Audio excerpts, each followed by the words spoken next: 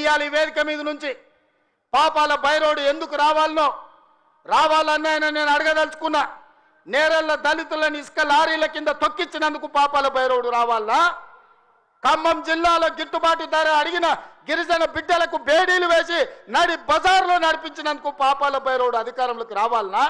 Group 1 పరీక్షలలో పరీక్షా పత్రాలను జిరాక్స్ సెంటర్లలో పల్లి బఠానీలలా కమ్మి లక్షలాది మంది నిరుద్యోగ యువకుల ఉసురు కొట్టుకున్నందుకు పాపాల బైరోడు రావాలనా?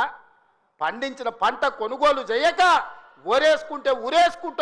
ఉరేసుకున్నట్టే అన్న పాపాల బైరోడు ఇవాళ రావాలనా? దేనికోసం పాపాల బైరోడు రావాలని నేను అడుగుతున్నా. 1,00,000 కోట్లు, 1,00,000 అంటే 1,00,000.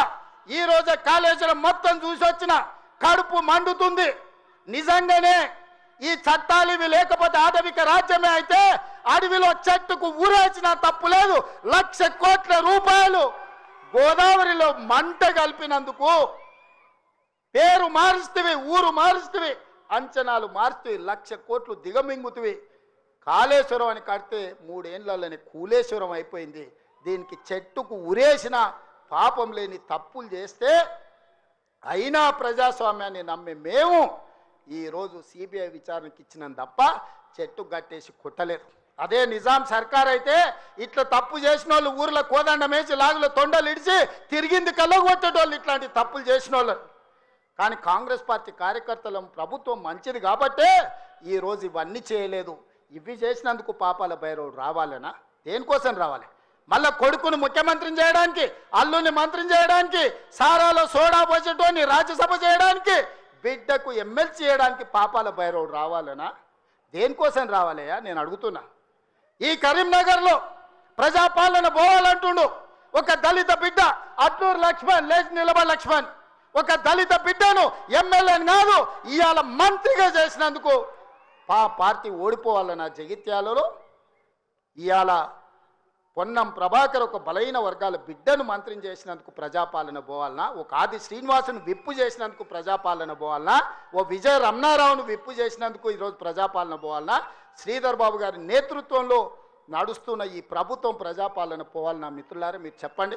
కరీంనగర్ జిల్లాలో 3 మంత్రులు 2 విప్పులు ఇచ్చినందుకు ఈ ప్రజాపాలన దిగిపోవాలనా? నీ ఒక్కనికి పదవి ఇవ్వకపోతే ఒక దళిత బిడ్డ అడ్లూరి లక్ష్మణ్ మంత్రి చేస్తే నువ్వు చూసి ఓర్వలేను అని నువ్వు అసలు మనిషివేనా? గింత అసూయ, గింత ద్వేషం ఎవరికైనా ఉంటుందా కడుపులా? ఇంతకాలం ముసుగు తొడుకొని బతికాడు. ఈ నాళ్ళకు ఆ ముసుగు తొలగిపోయింది. కడుపు నిండా విషమే. విషమున్నోడు ఇవాళ కడుపులో కత్తులు పెట్టుకొని కౌగిలించుకుంటారు. చూస్తున్నాం. ఆయన ప్రభుత్వం వస్తాడంటే ఈయనకు పదవి ఇస్తాడంట. నీకున్న ప్రతిపక్ష హోదా ఊడగొట్టకపోతే నా పేరు మార్చుకుంటా బిడ్డ కేసీఆర్. 2023లో నిన్ను ఓడగొట్టిన, 2024లో నీకు గుండు సున్నా ఇచ్చిన, సర్పంచ్ ఎలక్షన్లో పాతరేసిన, మున్సిపల్ ఎన్నికల్లో ఉప్పు పాతరేసిన, జూబ్లీ హిల్స్ కంటోన్మెంట్లో నీకు గోరి కట్టిన, వచ్చేసారి ఆ గోరి మీద మా కాంగ్రెస్ పార్టీ కార్యకర్తలు జెండా ఎగరేస్తారు. ఇదే నా సవాల్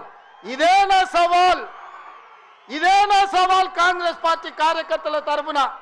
చూసుకుందాం కేసీఆర్, నువ్వు నేను వచ్చే ఎన్నికల్లో నువ్వా నేనా? ప్రజాపాలన పాపాల బైరవుడా?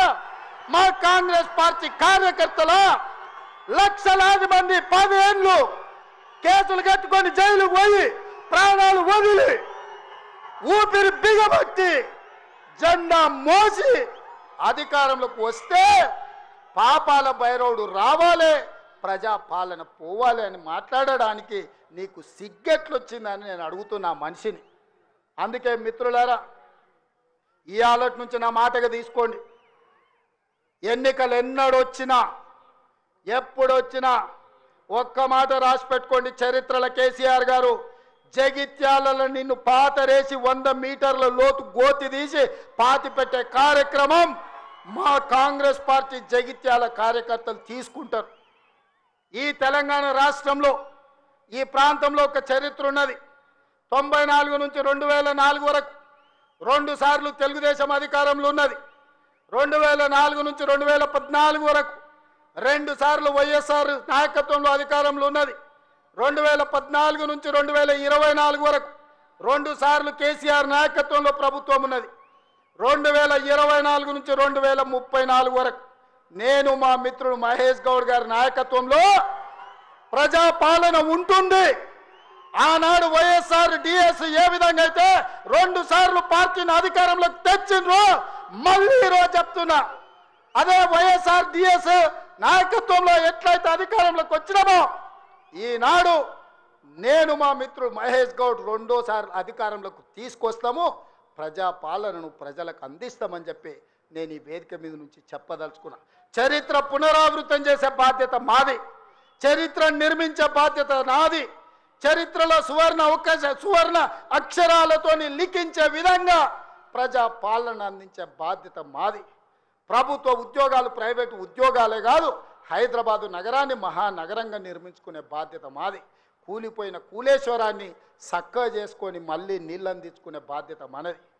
పాలమూరు రంగారెడ్డి ఎత్తిపోతలు కావచ్చు, జూరాలు కావచ్చు, భీమా కావచ్చు, నెట్టంపాడు కావచ్చు, కోయిల్సాగర్ కావచ్చు, శ్రీరామ్ సాగర్ కావచ్చు, దేవాదులు కావచ్చు, సీతారామ ప్రాజెక్టు కావచ్చు, కాళేశ్వరం ప్రాజెక్టు కావచ్చు, మా మిత్రుడు చెప్పిన చిన్న కాళేశ్వరాన్ని పూర్తి చేపించే బాధ్యత నాది. మిత్రులారా, మీకు అండగా నిలబడి మీరు అండగా ఉండండి, నాతో పాటు నడవండి.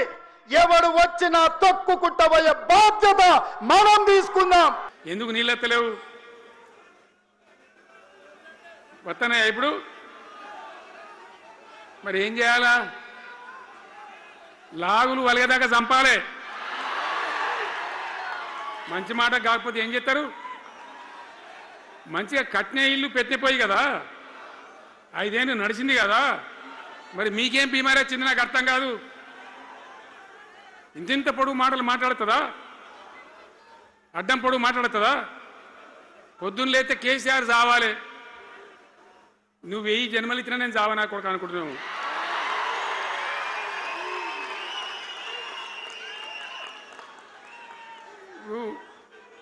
ఉట్టి మీద దాచిపెట్టింది, మన ఇళ్ళలో దాతారు కదా, ఏది ఉట్టి ఉట్టి అని ఉంటుంది. ఇప్పుడు మీకు తెలుసో లేదో కానీ ఇప్పుడు ఈ మధ్యలో ఫ్రిడ్జ్లు మోపోయిన మునుపు ఉట్టి అనేది ఉంటుండే. ఎండిపోయిన చేపలోకి నీ రొయ్యలో అవి ఉంటే నీ వరుగులు ఉంటే దాంట్లో పెడుదురు. పిల్లికి అందదా ఉట్టి, కింద కూసుకొని శాపం పెడతా ఉంటుంది, తెగాలే పడాలి తెగాలే పడాలి. పిల్లి శాపానికి ఉట్టి తెగుతుందా? మరి విధవలు కేసీఆర్ చావాలంటే కేసీఆర్ చస్తాడా? మీ దీవెన మీ ఆశీర్వచనం ఉంటే జీవన్ రెడ్డి గారు అన్నాడు, నాకు 75 ఏళ్ళు వచ్చినాయి.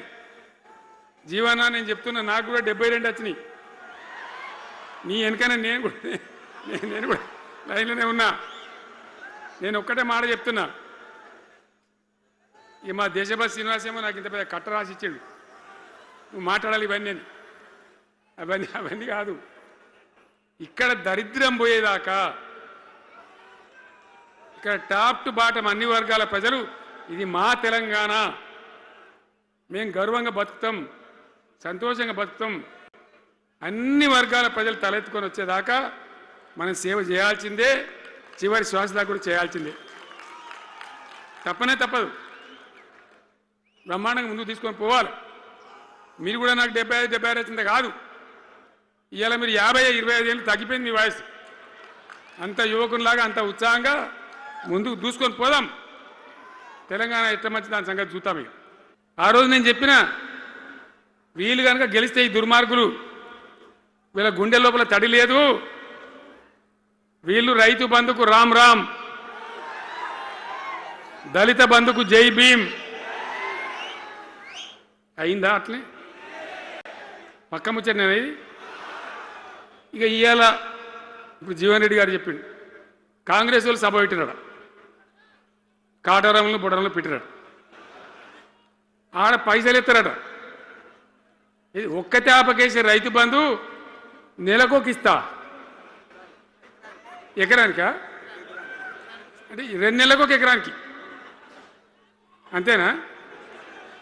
6,000 వేసినాం, మా అంతా సిపాయిలని బొచ్చ కొట్టుకుంటాను. ఆనాడు ఎట్లా పడేది రైతు బంధు? 10 రోజుల గ్యాప్లో మొత్తం రైతులకు వచ్చేసింది. టంగ్ మన సెల్ ఫోన్ మోగుతుండే, మంచిగా టింగున పోయి బ్యాంకుకి వెళ్ళి తెచ్చుకుంటుండే. ఎక్కడ పోయి మరి? ఏం మాట్లాడిండ్రు?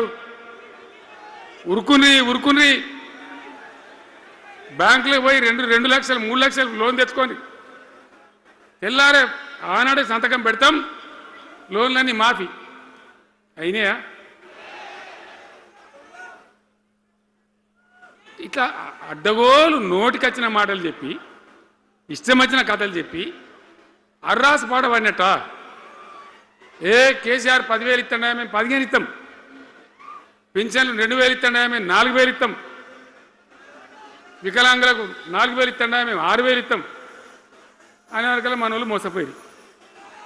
నేను చెప్పిన ఇది మోసంరా నాయన, గోసపడతాము, ఇది అయ్యేది కాదు, ఆర్థిక పరిస్థితి లేదు అని నేను చెప్పిన ఆ రోజే మీటింగ్లలో చెప్పిన.